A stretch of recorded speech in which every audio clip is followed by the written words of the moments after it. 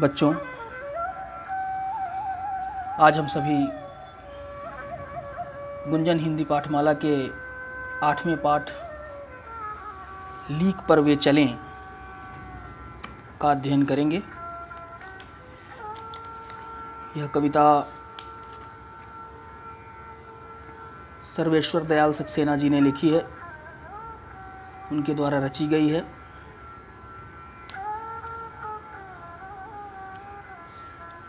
सबसे पहले हम इस कविता के शीर्षक को देखें, लीक पर वे चलें। लीक का मतलब होता है लकीर, पुरानी परंपरा।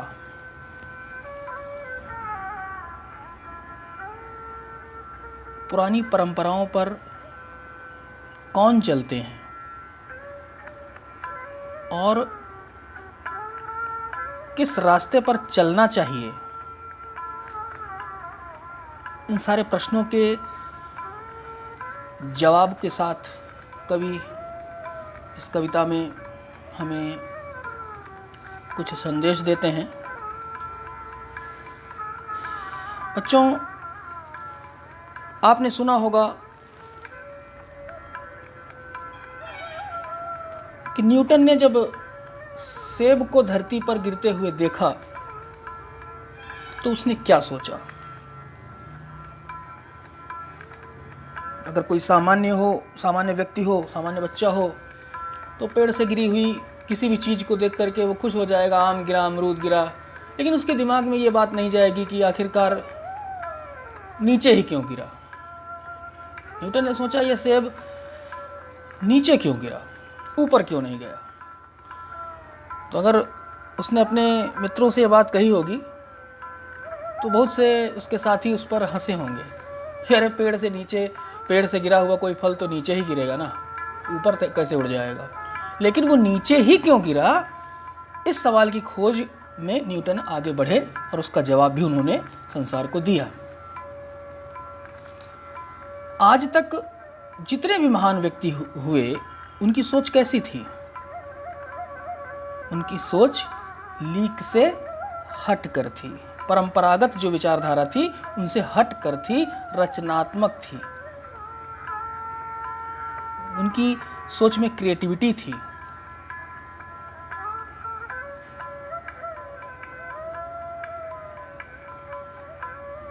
जीवन में आगे बढ़ने के लिए कौन कौन से पहलू आवश्यक हैं?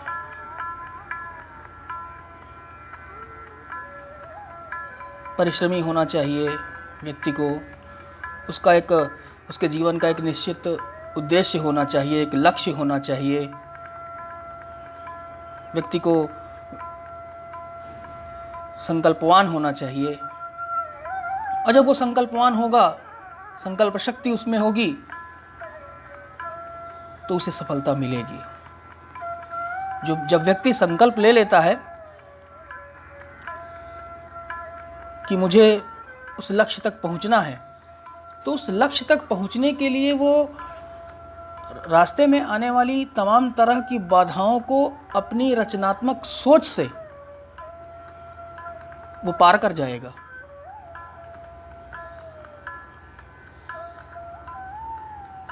तो संकल्प शक्ति का होना बहुत ही आवश्यक है। आइए अब हम लोग कविता के मूल भाव को समझें।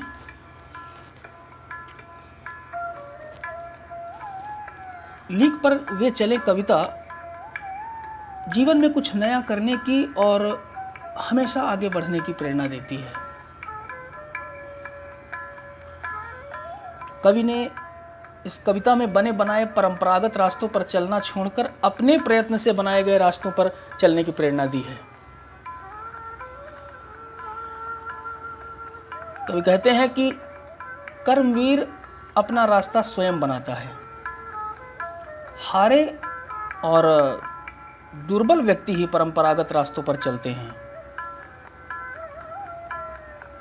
रास्ते में बहुत सारे प्रेरणा स्रोत हैं जिनसे हमें आगे बढ़ने की प्रेरणा मिलती है। अपनी संकल्प शक्ति के सहारे हम अपना रास्ता बनाकर स्वयं आगे बढ़ सकते हैं। नया रास्ता बनाकर नई नई खोजें करके हम संसार के लिए कुछ नया कर सकते हैं। बच्चों, जब हम कभी कोई फर्नीचर अपने घर के लिए बनवाते हैं तो बढ़ई को बुलाते हैं, उसको दिखाते हैं कि देखो ये वाला फर्नीचर देख लो, इसी तरह का दूसरा फर्नीचर हमें बना करके दे दो अच्छी लकड़ी का। तो वो व्यक्ति उसे देखता है और कई बार तो हूबहू वही कॉपी वो बना करके तैयार करके दे देता है। तो ये नकल हुई, ये रचनात्मकता नहीं है। बढ़ई ये बोले कि नहीं, आप जो मुझे दिखा रहे हैं इससे बहुत बेहतर आइडिया मेरे दिमाग में है और मैं इससे बहुत अच्छा, बहुत बेहतर जो है फर्नीचर आपको बना करके दे दूंगा। जब वो ऐसा कहता है और करके दिखाता है तो यह उसकी रचनात्मकता है।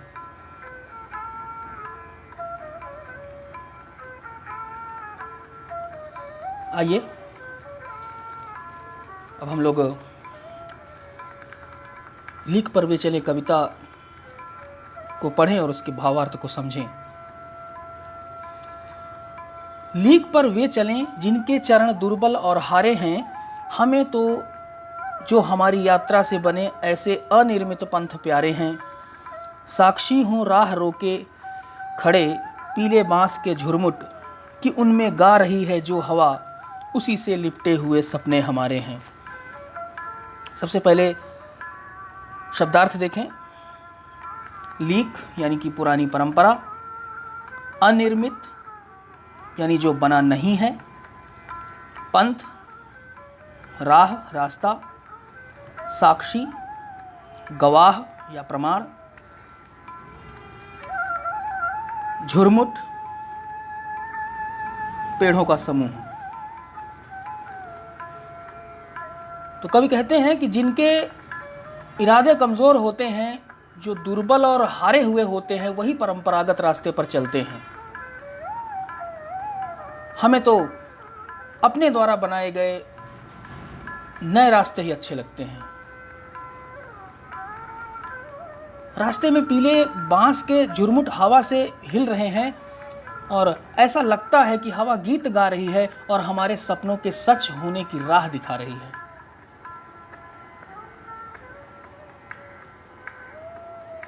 आसपास की जो परिस्थितियां हैं, जब हम आगे बढ़ते हैं, किसी कार्य को पूरा करने के लिए आगे बढ़ते हैं, किसी लक्ष्य को पाने के लिए आगे बढ़ते हैं, तो हमारे परिवेश की तमाम चीज़ें हमारा मौन रूप से, हमें कह सकते हैं, प्रेरित करती हैं। कवि आगे कहता है, शेष जो भी है वक्ष खोले डोलती अमराइयाँ, गर्व से आकाश थामे खड़े ताड़ के ये पेड़, हिलती क्षितिज की झालरें, झूमती हुई डाल पर बैठी फलों से मारती, खिलखिलाती शोख अल्लड़ हवा। भावार्थ, सबसे पहले शब्दार्थ देखें। शेष यानी कि बचे हुए, अमराइयाँ आम की डालियाँ, क्षितिज जहाँ धरती आकाश मिलते हुए से लगते हैं, मिलते नहीं हैं, मिलते हुए से लगते हैं, शोख यानी चंचल शरारती, और अल्हड़ यानी मस्त और लापरवाह। तो शेष जो भी हैं वक्ष खोले डोलती अमराइयाँ, रास्ते में सीना ताने खड़े आम के बाग और ताड़ के बड़े बड़े पेड़ ऐसे प्रतीत होते हैं मानो आकाश को थामे खड़े हों। देखिए कवि को कैसी अनुभूति हो रही है कि आम के बाग और ताड़ के बड़े बड़े पेड़ ऐसे प्रतीत होते हैं मानो आकाश को थामे खड़े हों। उनके पत्ते या शीर्ष के हिलने से ऐसा लगता है जैसे क्षितिज में झालरें लटक रही हैं, और इनकी झूमती हुई डालों पर बैठी हुई खिलखिलाती हुई चंचल मस्त हवा फलों को हिला रही है।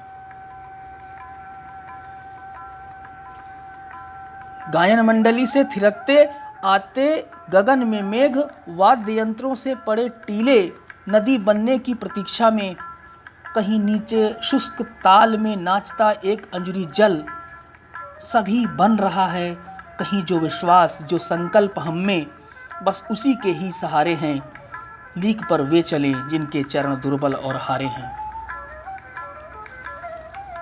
शब्दार्थ: थिरकते, चंचलता के साथ पैरों को उठाते गिराते। टीले, ऊंची जमीन, बालू या मिट्टी का ऊंचा सा ढेर। अंजुरी, अंजलि, मुट्ठी भर। और संकल्प, इच्छा, विचार, प्रयोजन। तो गायन मंडली से थिरकते आते गगन में मेघ, जैसे कोई गायन मंडली आती है गाना गाने के लिए, गीत गाने के लिए, तो कभी को ऐसा लग रहा है आकाश में जो बादल हैं वो गायन मंडली की तरह थिरक रहे हैं, और रास्ते में मिलने वाले जो टीले हैं कभी को ऐसा प्रतीत होता है जैसे वे बड़ा सा बाजा हों। सूखे हुए तालाब में स्थित एक अंजलि जल जो फिर से नदी बनने का इंतजार कर रहा है, वे सभी साक्षी होकर हमें विश्वास दिला रहे हैं कि हम अपनी संकल्प शक्ति के सहारे ही आगे बढ़ सकते हैं। परंपरागत रास्ते पर तो कमजोर और हारे हुए इंसान चलते हैं। धन्यवाद।